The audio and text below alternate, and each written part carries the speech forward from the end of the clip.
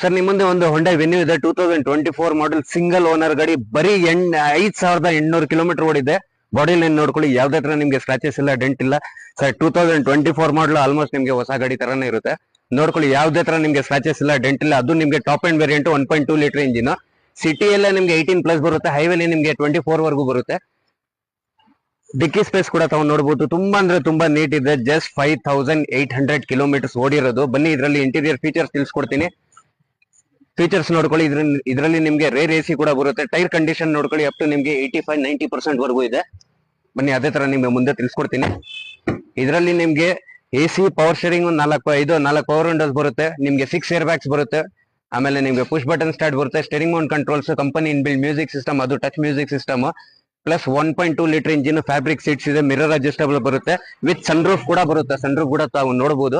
ಇದ್ರದ್ದು market price ನೀವು ಹೊಸ ಗಾಡಿ ಕೇಳ್ಕೊಳ್ಳಿ 16.5 ಲಕ್ಷ ಇದೆ. ನಮ್ ಚಾನೆಲ್ ಇಂದ ಬಂದ್ರೆ ನಿಮ್ಗೆ 11,50,000 ಹೇಳ್ತಾ ಇದೀನಿ. ಫೈನಲ್ ಟು ಫೈನಲ್ ಬೇಕಂದ್ರೆ ನಿಮ್ಗೆ 11 lakhs ಗೆ ಕೊಡ್ತೀನಿ. ಬೈ ಚಾನ್ಸ್ ನಿಮ್ದು ಸಿಬಿಲ್ ಏನಾದ್ರು ಚೆನ್ನಾಗಿದ್ರೆ 0 ಡೌನ್ ಪೇಮೆಂಟ್ ಅಲ್ಲಿ ಮಾಡಿಸ್ಕೊಡ್ತೀನಿ.